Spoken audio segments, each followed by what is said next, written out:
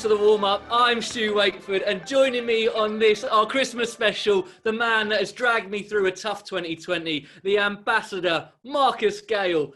And we don't go anywhere without him these days. The signing of the season, the frankincense to our golden myrrh, is, of course, Brentford women's gaffer, Karleigh Osborne. How are you, lads? It's a Christmas party, eh? We're all good, thank you. Ready to go. We feeling festive? Of course. Very.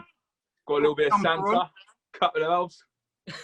I'll be honest, this is the first day that I felt festive being here with you boys. Right, Christmas parties. Have you boys ever disgraced yourself? Yeah, only a few times. Not that I can remember. Right, well, this is the guest list. I'll be honest, it's a bit short for me. I feel like maybe we should invite a couple of mates in. You guys got anyone you can think of? Yeah, there's a Yeah, I've few got a that couple. we can call on. Yeah. Yeah? All right. Well, let's have a look who we got then. There we There go. he is! It's Alex Rhodes! There he is. Yes, Rhodes. Rhodesy. How you doing? Sorry, I haven't got a Christmas jumper. I tried to find one, but I haven't got one whatsoever. Letting the side down, mate. Lads, everyone wants a bit of the party, so I'm going to let the next person in. Should we see who it is?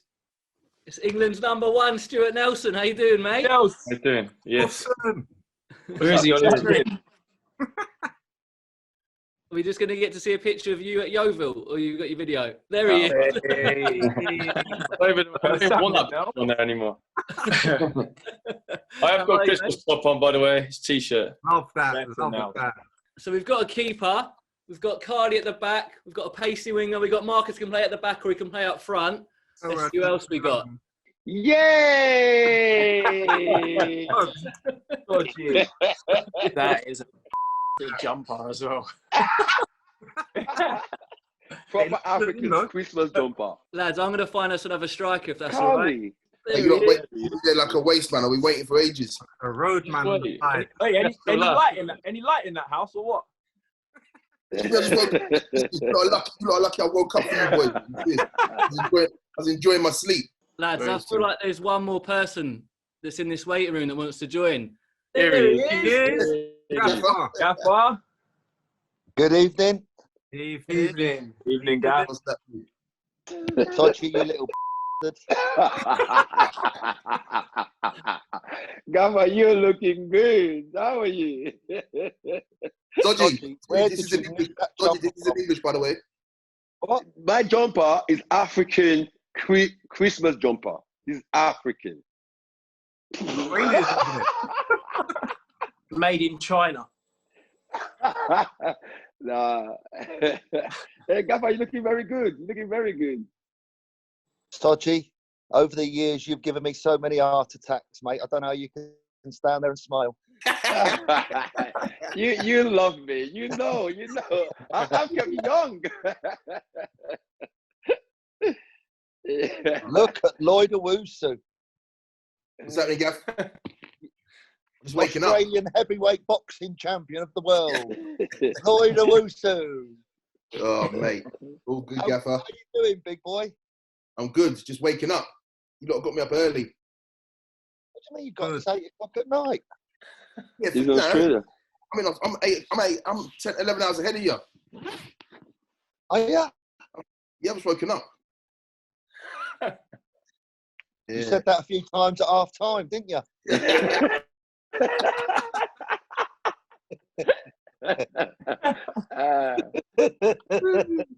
So, cheers for joining us, lads. This is the warm-up Christmas party. Merry Christmas, everyone. How old are you? I told Karleigh and Marcus, I said he's going to come for me tonight, didn't I? I said to both of you. Back yourself. I said he's going to come. Have you done your homework? Right. Get on this. I'm older than Karleigh. Are you? Only just. I've got grey hair under this.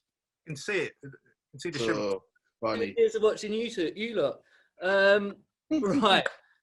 How are we going to do this? I've got a stocking, and in this stocking I'm going to pull out a present, and each present's going to have a topic on it, and then we'll discuss each topic, and we'll go through a few little memories, basically. We'll have a little drink if you want a drink or whatever. Basically, just bring a few smiles to a few Brentford fans' faces in these tough times. So, without further ado, I'll grab the first topic, which is first impressions. So your first impressions of everyone. I'll tell you what, let's start with everyone's first impressions of Sam. It has to be me. Gaffer, you start. You start, Gaffer. Be nice. How long does this program last? Do children listen and watch this program? We can bleep it, don't worry. Okay, I got recommended to go and watch Sam Sodje play for Margate Football Club on a Tuesday night. And Margate were playing at Dover's ground. And I was sitting on the halfway line at the back of this little tin pot stand when the centre-back of Dover, with his left foot, played a cross-field 30, 40-yard pass over to the touchline where the right winger of Dover was stood. The ball was floated up in the air, up in the sky, and the winger just made out then to start bringing it down to chest control it. He was about 10 yards in front of me on the touchline. Sodje ran from left-sided centre-back as fast as he could, and as the ball arrived on the guy's chest, Sodje leapt like Bruce Lee and karate kicked him right in the throat. First impression was, straight away, I think we should sign him.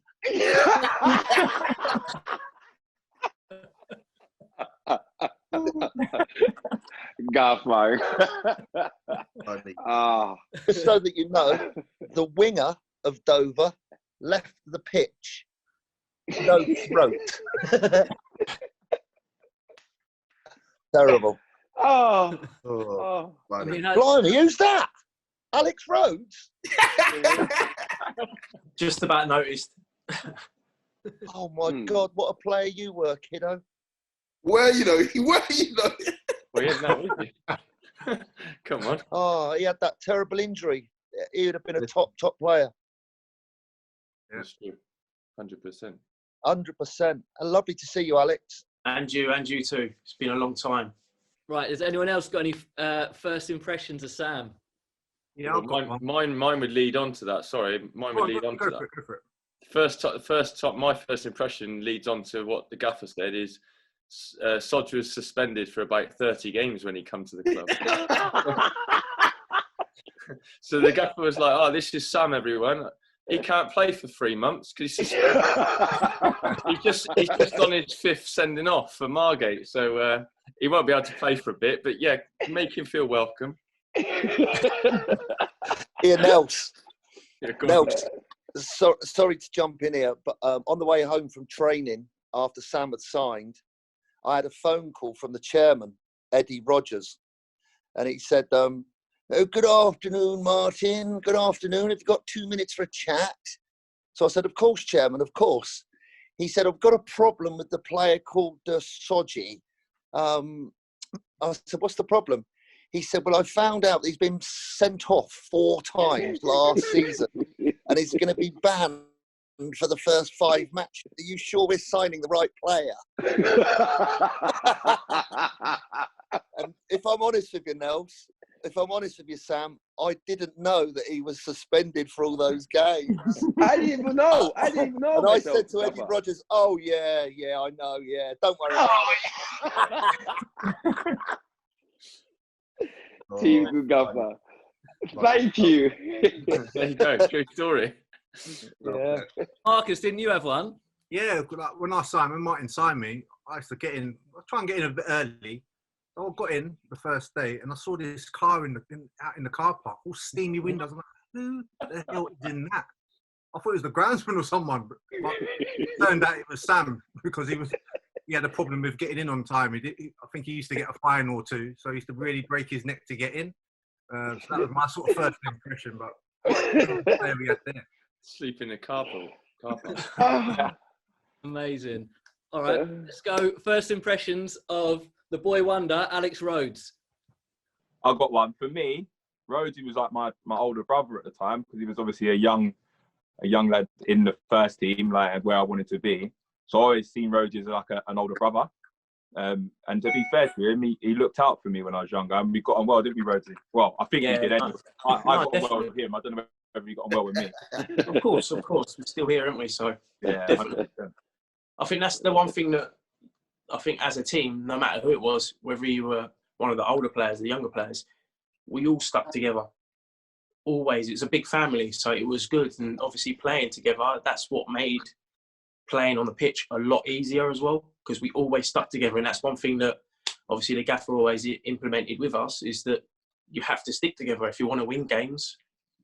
Unfortunately, that's 10% of everything, really, and it just gets you over that line. My first impression of Alex was he'd signed from non-league, and with all these new players signing, people like Marcus Gale that had good careers. Alex was a little bit daunted by everybody, and it took him a little bit of time to get his confidence and self-belief to actually grow as a player. And I think the senior players like Marcus Gale looked after him so well, and he thrived with that feeling that he had that he could come on to the pitch and change the game. And he went through that process. And when we started this little chat, I think all of us were devastated for him, because he was such a good player. He was a brilliant player, and he was getting better and better and better. And it's, I'd say many things are tragic, but when he had that, it was a tragic injury, because he would have been going up levels to play high without a shadow of a doubt. And he's such a lovely bloke as well, as you can probably tell on here. Nothing like me. And also the story could have been so different if it wasn't for that goal against Bournemouth, eh? Well, yeah, to be fair, I think with the injury, sorry, Gaffer, for butting in, but with the injury, you had the likes of like Stuart, the likes of Dion, Gailey, all them boys that were there, that were around, that if you had a problem, you could always go to. So, yeah, it was hard times when I was at home. But again, living with Nels at the time, it helped me massively as a person, because he also helped me get stronger as well. And used to say, look, on, there's light at the end of this tunnel. You'll come back from this. I know it took, nearly 15 months. But if I wouldn't have had them people around me, I don't know whether or not I would have played again, to be honest. You spoke about Stuart there. What was everyone's first impression of him? They say goalkeepers are crazy. Was that the case with Stuart Nelson? 100%. 100%. Yeah. Do you know, the one thing always to remind me of Nels is we used to get home, and it was the 20-second catnap. He'd be like this: I'm done, I'm up, I'm good, I'm ready to go. And that was it. Like, literally, he was wired from the start. And even if you in training, you try to even remotely try to lob him or do something, your ball was going the opposite way. He'd chase you, you'd boot the ball at you. That's just crazy goalkeepers, really. That's the same for me. Like, when I was obviously just 16, young, I never knew if Nels was like messing around with me or being deadly serious. So there'd be times I might do something to try to start having a laugh, and I'd like see Nels's eyes give me daggers, and I'd be like, you know what, let me just pipe down a little bit, because he might tear my head off. But he was ledge, to be fair. What about Marcus Gale comes into the side? What, March time was it? Marcus, you joined? Yeah, I think it was March of 2005, I believe, yeah. Returning to the club, obviously, for the first time in a while. What was everyone's first impressions when Marcus came in? He was kind of like the middleman between us and, I think, the gaffer, really. I think it was kind of like we could go to him to get answers. We knew that they would be coming back as well. And it was kind of like, it was nice. Like, obviously, having an older head, an experienced head that also knew the club in and out. I mean, even on the pitch at Marcus's age at the time, the things he used to do was unbelievable. Like, youngsters would never be able to do it. Like, his experience was just amazing for everybody. How helpful was that for you, Martin, as a manager, having someone like Marcus around the squad? No, I didn't know. Calm, confident, arrogant, and he was just what we needed. We were a very fast team, very competitive team, and at times we definitely lacked that little bit of silky quality. And with his wand of a left foot, he loved playing in the team. Even if he was sub, he was helpful to the players. Sometimes he came to see me and said, I think we should look at this or look at that. But he brought that nice, gentle quality that we were lacking, and, you know, absolute top bloke as well. Cheers, Gaffer. I think that's I'd echo that as well. When Karleigh come in for me, like obviously boys mentioned it a little bit, but I was very raw at Brentford. It was my first pro club. I was basically a professional non-league player. That's where I come from, and I still had that in me, where I was just like 100 miles an hour, everything, like aggression, no calmness. And when Karleigh comes to the club, he as a teammate, he brought that air of calmness, and I tried to learn a lot off of him, whether it, like you said, whether it be in games or in training, or just how he conducted himself around the building. And I thought that was, for me, someone massively to look up to, especially with the history he had with the football club. It was massive for me, and I learned a lot off him, so I was buzzing when he came in. A man that shares a YouTube show with him now, Karleigh Osborne, who made his debut, of course, in this era. He would have been the young upstart as well, with Alex coming through the youth team. What was everyone's first impressions of a young Karleigh coming through? To be fair, Karleigh, strong, fast, willing to learn, and to be honest, for a young lad, very, very, he had his head screwed on massively, and you can see obviously he's had a good career leading on to that, but you could see that the potential was always there. Even in the youth team, a lot of the players that had come through at that time have all been quite successful and still are playing like pro football. But yeah, Karleigh was always one of them at a young age that he wasn't messing around when he used to play football. It was nice to see. And of course, another returning legend, Lloyd Owusu, rejoins the club. I mean, a lot of you maybe had impressions of him already, but what was it like when Lloyd walked through that door again? He put smiles on everyone's faces. He's always smiling, isn't he? So that was it. It's infectious. And he brought that every day. He'd come in, he's never really down. And if he was, you could just then you just banter him for it. And you get him smiling anyway. So no, he's good, but it's not a first impression, but it's one impression. Mark, you might remember, because Lloyd hates dogs. And Martin's got Monty, and I can remember he brought him in the dressing room, and Lloyd was in the corner like going, "No, take him away, Gaffer." And he was going, he had Monty's mouth, and he was going, "Get him."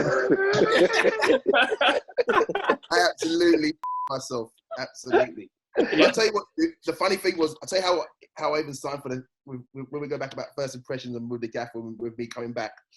I was playing for Reading. We had a reserve game for Reading. And obviously the gaffer was obviously at the game, and then I knew I might be leaving Reading because Koppel said to me the following season, even though I had another year, I wasn't going to be guaranteed. And for me, it was all about playing. So then I walked out with Dean Morgan. I got to my car, yeah, and then I thought I had a parking ticket. I was thinking, why would I have a parking ticket? I'm in the player's car park. So then I got close to the car, and there was a note on my car, and all it said was, "Your club needs you." I was like, "Your club needs you." So anyway, cut a long story short, when I ended up signing, I met the Gaffer and John Griff down at Heathrow Airport, and talking, obviously contracts. Gaffer goes, "What do you think of the note?" I went, "Oh my God!" The Gaffer put up, "Oh, your club needs you." Oh, crazy, man! That was funny, man. I'll tell you what, Lloyd, going on from that story, you should tell everybody what happened after your second training session. Because I put another note on your car, "Your club doesn't need you." Too much better. Me and Lloyd had a love-hate relationship. I loved him and he hated me. That was because, wait, boys, remember the session we had? We must have lost the game or something. Or I didn't run to do a couple of channels. Yeah, I remember that session. Let's show you one session, right? The Gaffer stopped the whole training session. Just booted channels. Just run. In your box. He said, "Lloyd, you go down the halfway line," and he must have got about 30 balls, right? And he just put them in the channel, just kicked him in the channel, and I had to run, come back, run, come back, run. I was. You was chewing, mate. We was all stood there on the pitch. We was all like the mannequins. We weren't even playing. It was just, it was like play on. No, not play on. Come back. chase this one, Lloyd. Chase another one. We're playing on. No, Gaffer, not playing on. Just keep going. He was coming back. He was chewing. He was like, this is a joke. Under his breath, like, this is a joke. But just run another channel. I was like, Lloyd, you just keep going, Lloyd. He's trying to break you. Keep going. He was like, no. Run another channel. I didn't do that. You ran the channels though, Lloyd. You did run the channels. 30 of them that day. Yeah. Nels. Go on. He wasn't complaining when he got picked to play for Ghana and represent his country, was he? Exactly. No, he said I can run the channels though. Yeah, but what he wanted to do was come and play as a number 10 like Harry Kane. And he has not got Harry Kane's feet. Lloyd has got bricks on his feet where the ball bounces off. He needs to run in behind. That's it. So let's get everyone's first impressions of the main man, the Gaffer. I can remember the first time that I met Gaffer. We were at Tolworth training ground, and I remember him coming in and the conversation. Gaffer had the biggest smile on his face, it's like ear to ear, and he was sitting there and he was in a daze, just smiling. And I remember, was it Mark Peters saying, well, what do we do about food? He went, well, you bring the toaster and I'll bring the bread and we'll just forget about the rest. We'll just train. But seriously, you could see the smile on his face and you could see that was going to rub off on the rest of the team. It was nice. Yeah. Well, crazy, but nice at the same time. I had, it was probably the same day. We were obviously out on the training pitch then and the Gaffer took everything. Obviously, we didn't have like fitness coaches back then, did we? So the Gaffer took the warm up and he's like proper old school. He's like, pick a partner, pass the ball backwards and forwards between you. All of us in a line down the pitch, and the goalies were joined in, and he was just walking behind, watching everyone. And he come up behind me, and obviously at this time I was suspended for 4 games because I got sent off on my league debut for spearing that kid, didn't I? So he's come up behind me. He's gone, Nelson. You're suspended, right? I said, yeah. He said, why are you suspended? And I don't ask me why. I said it like this. I just went, oh, because I speared some guy when the ball came over the top the other day. And he just went, good lad, and walked off. And that was my first impression. So, okay. It's all right. It was the one-touch football as well. The one-touch football between every single pitch you could think of. Oh, that's it, yeah. Well. Keep ball. Just running for fun. The whole of Tolworth. My first impression of the Gaffer, I'm probably different because I regardless of his year, I'll tell him he played a big part in my career. And I think when I first signed from Brentford, from Margate, I didn't care about anything. I just wanted to play football. I think they were talking about my contract in the office. I came outside to the stadium, and I just looked at the stadium. That new stadium. I'm like, wow, I want to play here. But what the Gaffer did was he just made me believe. And I think all through Brentford, I was playing with Brentford. As much as I love the club, I was playing for Martin Allen. I just didn't want him to see I let him down. He might not agree to that, but I was playing for him. He got into my head so bad that whenever I go a game, he makes me feel, striker said this, he said that about you, blah, blah. So I go home fuming, just want to kill someone. And I did everything for Martin Allen. I know I love the club, but my career in Brentford was, I played for him. I just wanted to do so well for him. I remember when I first got a call-up to play for Nigeria. My Allen was even more happy than I was. And the way he did, he drove me to the airport, by the way. And he was different class, you know. So, yeah, my first impression was like he wanted me to do so well, and I had to prove him right. I would do so well. He just said to me something before games. He goes, "Sodje, you're the score today." I just go there and I think I have to score. So yeah, I have to say thank you to Martin Allen because he played a big part to me. Even though we gave him so much problem because I was hard to manage, but he tried. He did well. He did well for me. Oh, that's very kind, Sam. Very kind. Mine was a bit different, obviously, as a young 16-year-old. First of all, it was fear. With pure fear of getting something wrong or not doing something right. But you, like, as a young lad, I always knew that the Gaffer would be fair, and if you worked your socks off and did what was required, like, you'd get an opportunity at some point. And for that, of course, for me as a young lad, like, the Gaffer started my career off, gave me my pro. I hadn't been in a professional club before, so it was all really new to me. So for me, it was the kickstart to my career, and I'll always be thankful for that. That's for sure. So the next topic is match day. Right. Let's go back to a match day. I want to hear the whole day because I've got in my head an idea of what a match day was like for you guys. So let's go pre-match. I imagine I might be wrong here, but I've got in my head that Martin, you would have done some big, rousing, Coach Carter style Shakespearean pre-match speech for the lads. Was that the case? The first thing that springs to mind, since you've just brought this one up straight away, I'm not sure how many of the lads on tonight's call will get this, but we had an away game. And I think it was I know there was Hartlepool away, and I remember that hotel. But then soon after that, we went to another away game. Anyway, the gist of the story was we arrived up into Manchester on a Friday afternoon, around about 5:30, and our team coach. And I'd had a chat with the chairman, Eddie Rogers, and John Harting, and said, if you want the best results for these players to be a good team and have belief in your players, you can't keep paying for crappy hotels. Food is rubbish. There's noisy parties going on. Take them to something decent and then expect a decent performance.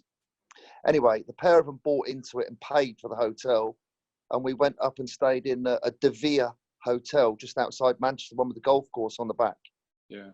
And as we pulled in off the main road, you can imagine the drive and the posh blinking sign out the front. And I asked the driver to stop the bus.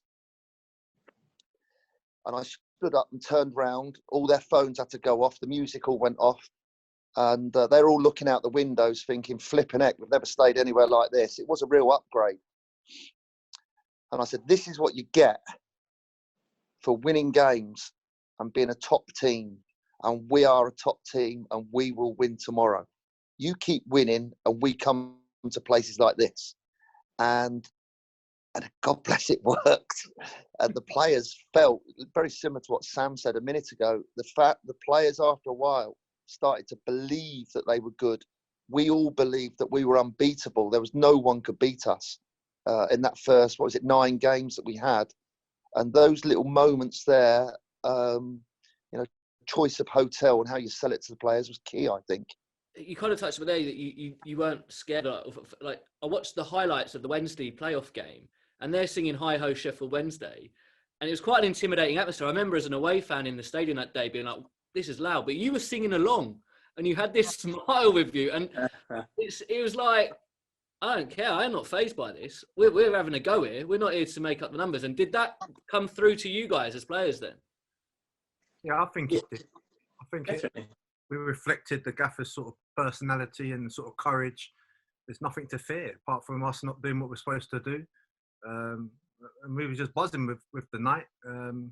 Really confident that we could go there and get something and bring it back, which we did. But yeah, that sort of era was very interesting in terms of the mindset of all the players. As Sodje said, you played for Martin. Martin had that sort of that unique style of motivating younger players, and I learned a lot from him just from that point of view. When I became a manager myself, I took a lot of what Martin was showing as a manager. I took that into my own sort of career, because for me it was like life skills of young players and how he could interact with them, and I thought that was extremely vital for a group of players.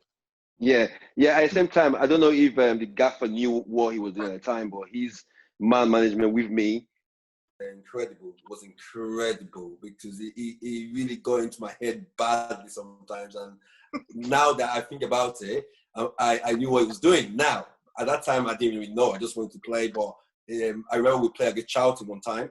I had a problem with someone, I can't remember. And he came to my room and he said, Sodje, I'm buying a new boot tomorrow. I'm thinking.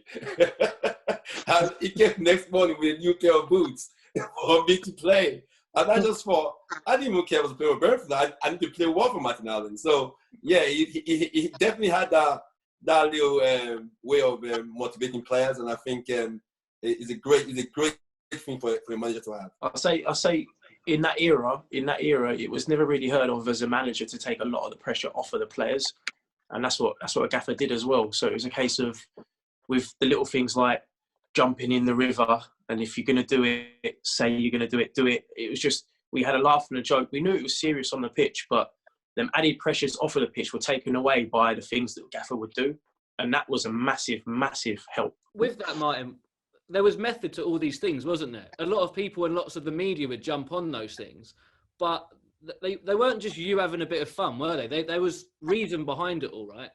Exactly. Yeah, I think so. Some of it used to be just spur of the moment, and some of it I used to think about. But looking after the players and making them relax and making them have fun. And I think all of them, I think everyone to a man there would say that when we walked onto the training pitch and we went over the line, it was, if you like, a bit of a face on, which would be, we need to work now. And then at other times, I hope that they would say that I had a good fun with them, gave them self-belief. I enjoyed their company. I looked after players that had problems. And if you don't mind, I'll just take you on to a little story about Sodje. Sodje kept being late for training. So one day I got him into my office. It was like 9:20 in the morning. And I said, Sodje, that's what I used to call him when I was angry. Why are you late for training again? Why? How many flipping times have I got to tell you? You've got to set your alarm clock earlier to get in. And he's looked at me, he said, Gaffer, I got no money. So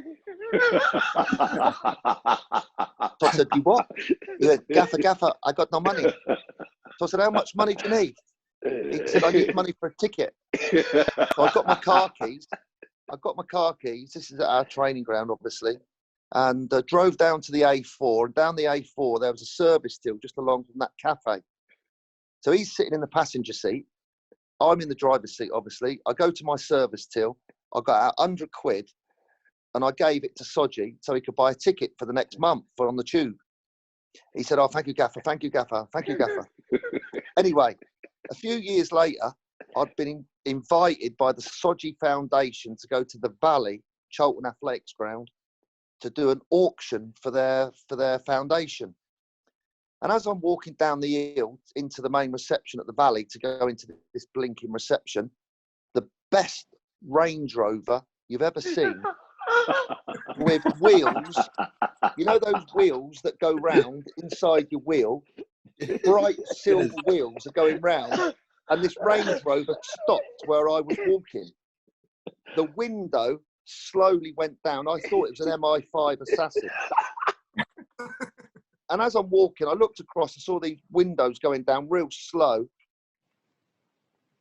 And I heard, hello, Gaffer. Hello, Gaffer. I looked, and it was Sam flipping Sodje. And I looked at him and said, where's my fucking 100 quid? Oh, dear. Never got it back, Lloydie. Oh, shock. Yeah, Gaffer was tough with me. It was really tough. It was, but the Gaffer didn't know. Gaffer, you didn't know that. You know, when I first came to Brentford, my background was different. From a very laid back. You know, I wasn't coming late couples. I didn't want to come late. I was trying my best, but my background was just different. The one thing you did was let me off the hook so many times, because I thought it was some other managers, I'll probably not get the career that I had now. I'll probably get dropped or probably get left out. But I remember you had to wait for me one time, some game, you had to wait for me to come. I was late. So the more I went on to play for other clubs, I knew how lucky I was to have you guys at Brentford, because at that time, it was my background. I didn't really want to be late. I just was laid back. I just thought on the pitch, I would do it for you guys. But I knew I learned from you guys that I have to be early, I have to do things right. So thank you guys. Everyone at the club at that time really played a big part with me, because the players wouldn't get upset. and the gaffer was okay with me. Then I learned more, and the more I went on to play for other clubs, I learned how to be early. So yeah, it was very good. Funny but good. You can be the most fearless team in the world, but I expect a few of you had superstitions as well. I know one man here had a bit of a strange one, didn't they, Lloyd? Pace, power, strength. Oh yeah. Chewing gum a lot, weren't it? Wait, That chewing gum. Damo, chewing gum. Red Bull, Lloyd. Yeah. Green. Yeah, when I played it, honestly, when I played, I just felt like no one could touch me. Like I was like being a big number 9. I just would pretend that was a wall, or the defender was the wall. I just used to get up before the game, go around the corner on my own, just bang the wall, just say pace, strength, power. No one could deal with me. No one could deal with me. And to be fair, for me, it was just my own superstition, and I felt like it helped me adapt to my game and it helped me in the game. And even though the boys find it funny, but I think even they respected the fact that I did that as well. And even my puking up as well. Yeah. Even when I used to puke up before games, that happened from Sheffield Wednesday times. Again, it just became a tradition. It just became a habit. And again, as coming to a change, and the boys be thinking, oh, this is a bit weird. But during the course of the year and the games, the boys respected. They knew I'd just go to the toilet. The gaffer knew I'd go to the toilet, just puke up, come back out, and I would feel refreshed for a game. And that's how I made myself ready and prepared to play well.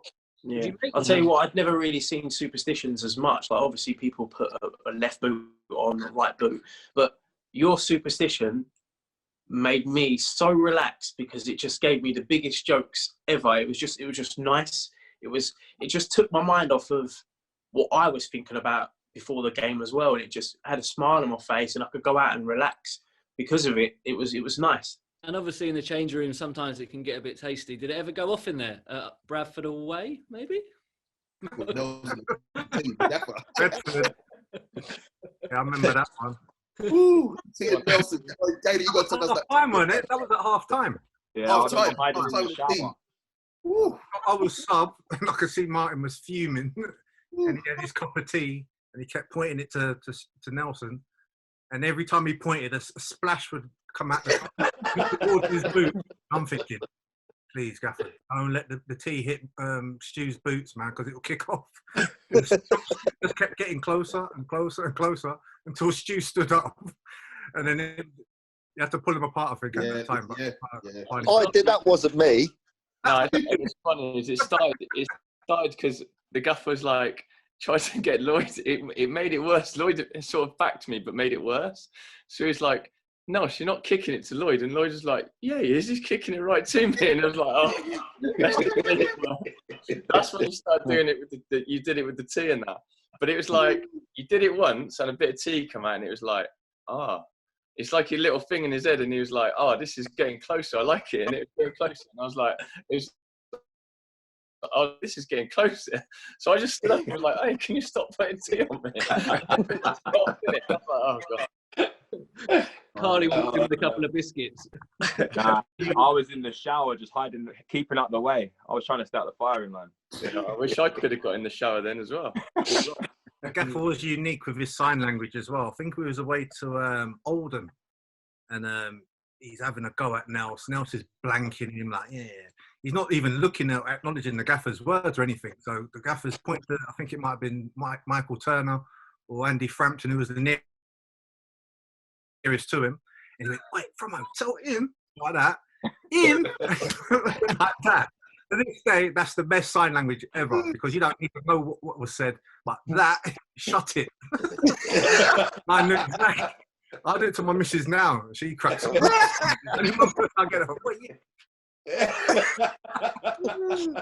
Did I really do that, Marcus? Listen, Gaffer, I had the funniest times with you on the bench because I was laughing. I couldn't show you I was laughing out of respect, but deep down, what these guys were going through with you, I already done all that. So I've already gone past that hill. So I'm just laughing away, but politely doing it. The best was, again, the best was when he does his tea time. No, the funniest one though was that it's mainly at home where we're coming from half time and we're just waiting. It's all quiet. We've got to come in and just sit down, and the gaffer will be pacing up, and then they'll look for his little red chair and they'll put it in the middle of the room. He'll get his little book out, and you're like, I'll be like, I didn't want to laugh, but I was in stitches most games, man, because he was coming for someone. But the way he approached it, I was just like, again, I took that on a serious level for when I coached.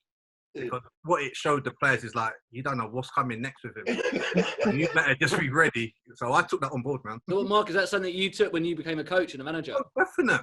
I used all that sort of menacing, that hot-tempered sort of thing, and then the calmness, and you think, hold up, why is he calm? He's normally a bit loud. And it just kept the players on their toes. They didn't know what angle you were coming at. Mm. That was a massive benefit. It was always the opposite to what you'd think it would be. But you didn't have the time to think that yourself.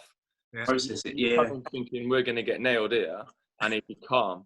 And then you're thinking, yeah, that's a great half. We're coming at half time. When them boys like, sit down. What? What do you mean? No, you just. Was never it really like that? Oh, yeah. Every day was different. Every day. Was The different. guy was worse. The guy was worse. I thought it was worse on me. He took it personal with me. Nah, he used to go for Lloyd at times, and I'd be laughing. There'd be one game, Lloyd, he had his sugar-free Red Bull in it. I must know he's got a couple in. He goes, you're going to need a few more of them, son, at half time. You know what I mean? But we weren't on it in the first 45.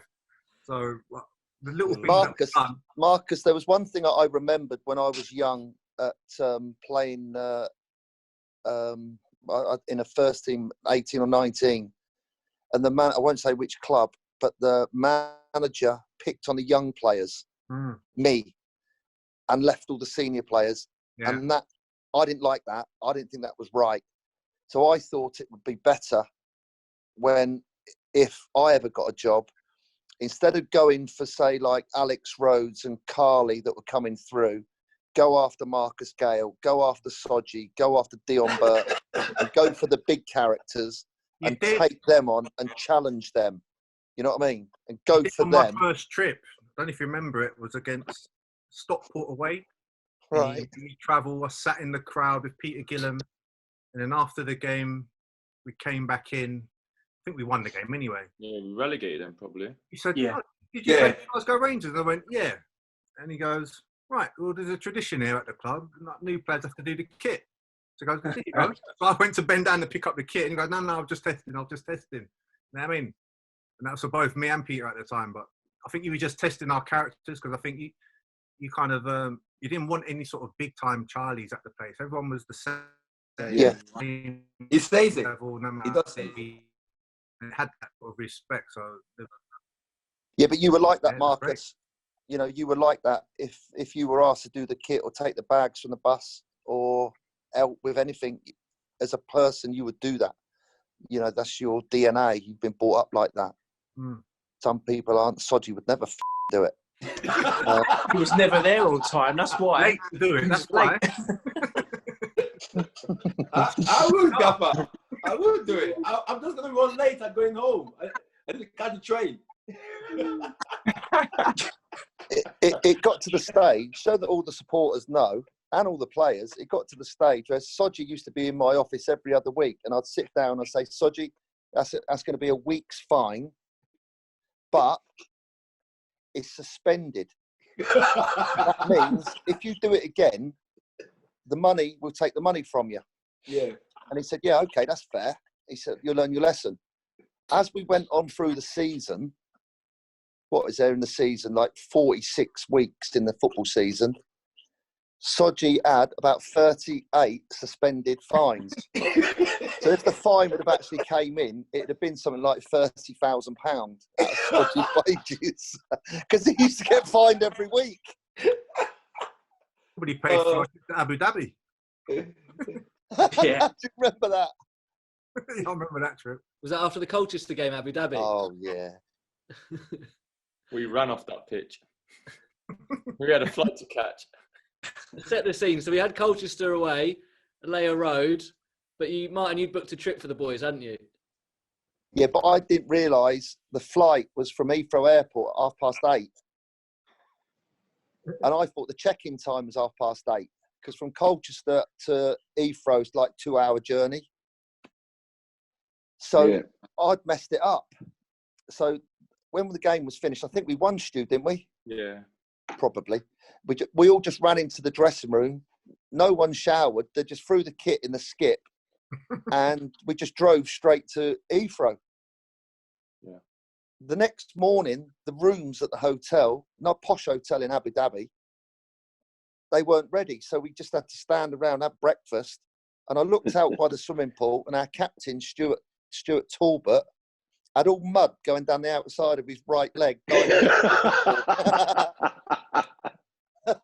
Yeah, and we was all in suits, because you said to us, travel in suits, because if we can get an upgrade, then they'll let us go because we've got suits on. So we're flying out, we're jumping off the pitch as quick as possible, not even shaking hands with Colchester players, like, see you later, chucking our suits on over the top of like sweaty, muddy players on the suits on the way down, travelled out instead. Like you said, we was there by the pool in the morning. Tolbs just took his suit off.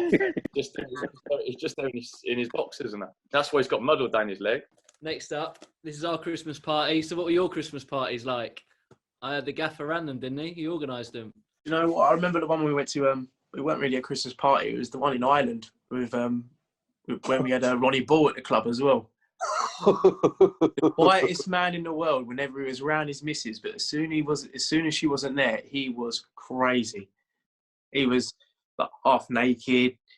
He was just stripping. He was dancing around. You could turn around, you'd see all the people that were working in the bar just in the corner, mortified, just looking at him, thinking, "What is going on here?" But I'll say that's one of my funniest moments, seeing Bully like that, because I knew Bully from Yeovil as well, and he was mad. He was crazy as well. Karleigh, didn't you have to be a waiter at Christmas parties? Yeah, I had. I can't remember my first or second year, but I think the gaffer. I don't know if the gaffer arranged it or it was like a charity Christmas thing for the club. But all the youth team had to like put our suits on and be waiters. Yeah, we were serving all the food. Go on, Karleigh. That brings us on to our next one.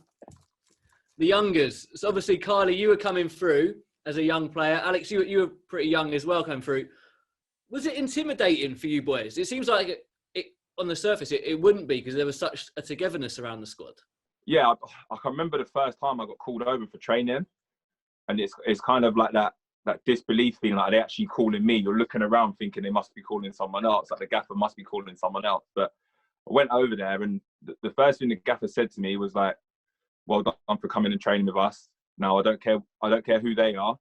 You take no prisoners." And it just made me feel like really relaxed. Because of course, when you're going to train with the first team, the one thing you don't want to do is go and injure someone or get something wrong, start messing the drills up, stuff like that. But the gaffer just made me feel so relaxed and part of that team, even though I was just a first year scholar.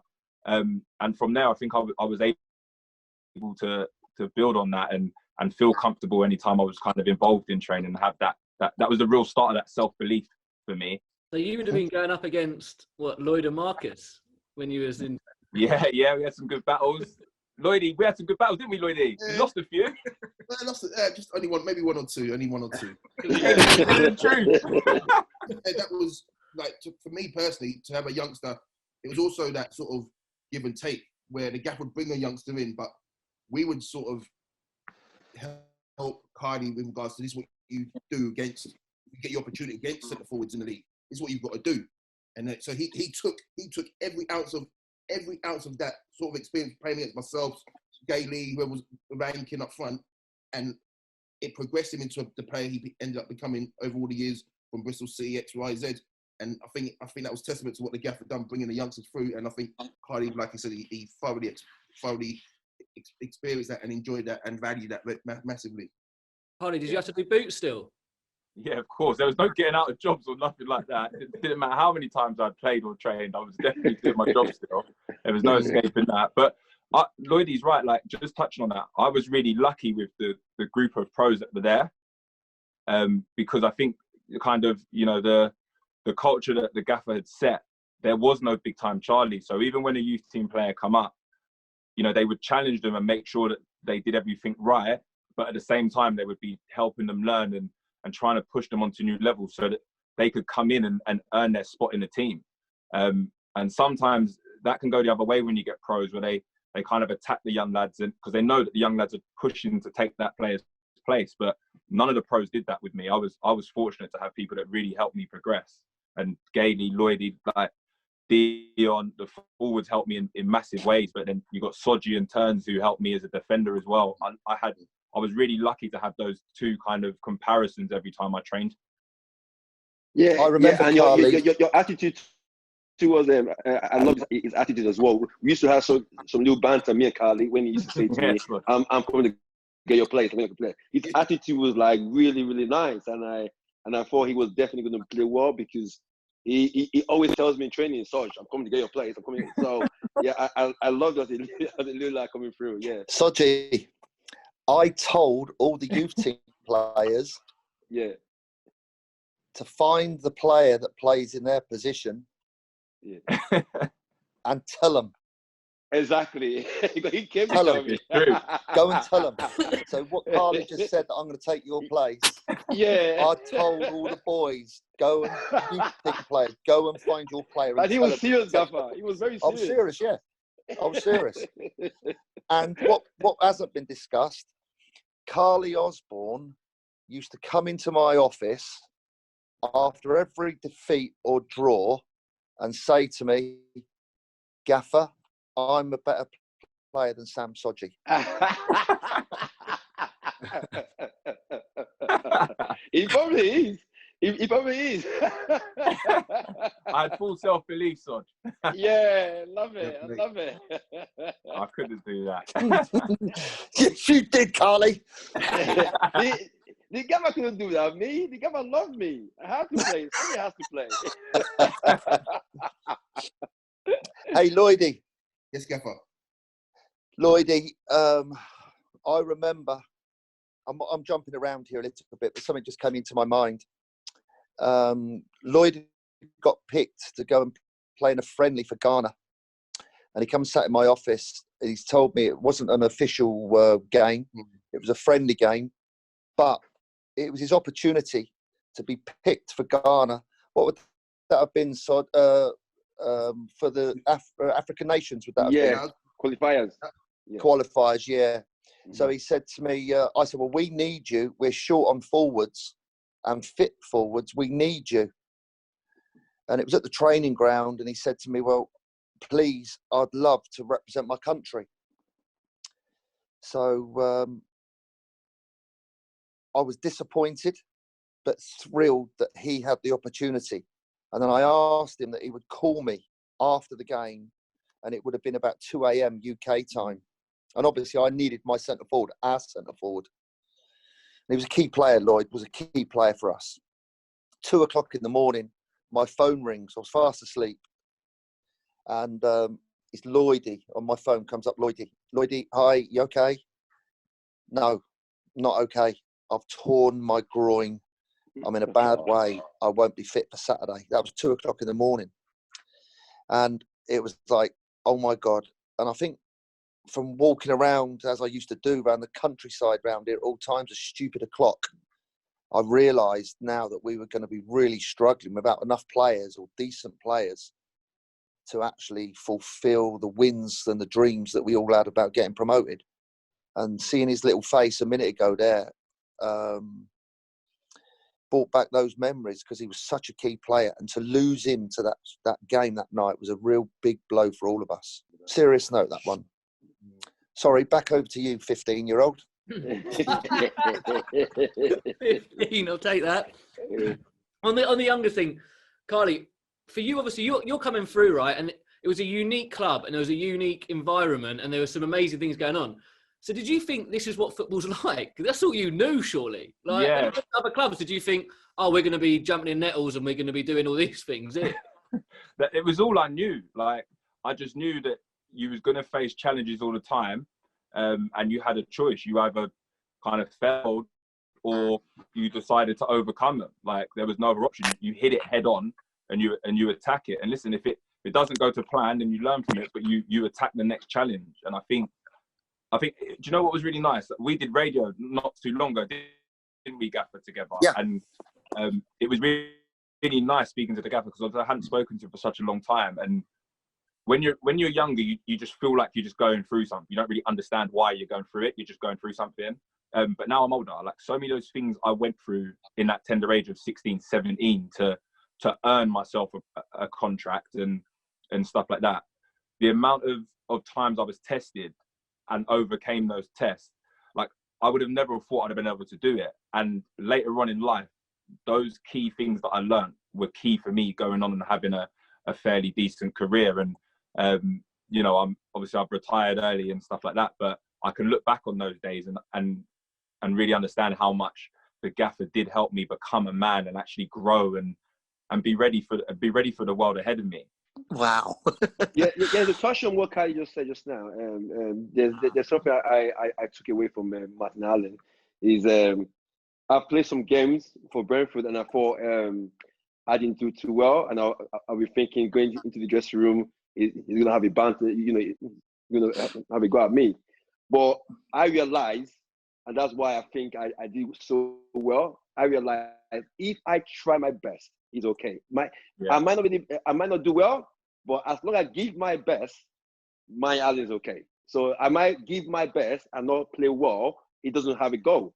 It's when I don't give my best, that's when you have a big goal. So I've all through my career, you know, my kids, bigger clubs, you know what I mean, like play for my country. All I want to do is I just thought my best should be good enough. So I just give my best. I think Martin Allen's got that where he just makes you believe that you just give your best will be good enough. Yeah, definitely. Wow. Has he been drinking? Yeah, I've been drinking, my Allen. Yeah. Wow, it's so kind of you to say that, Sam. Yeah. Well, that kind of leads on quite nicely to the next one, which is team spirit. And I want to talk about this. We've kind of spoken about it a lot already, but I want to talk about the socialising. Did you guys socialise away from football a lot? Because I heard there was one man here you'd all hit up for the guest list in Windsor, wasn't it?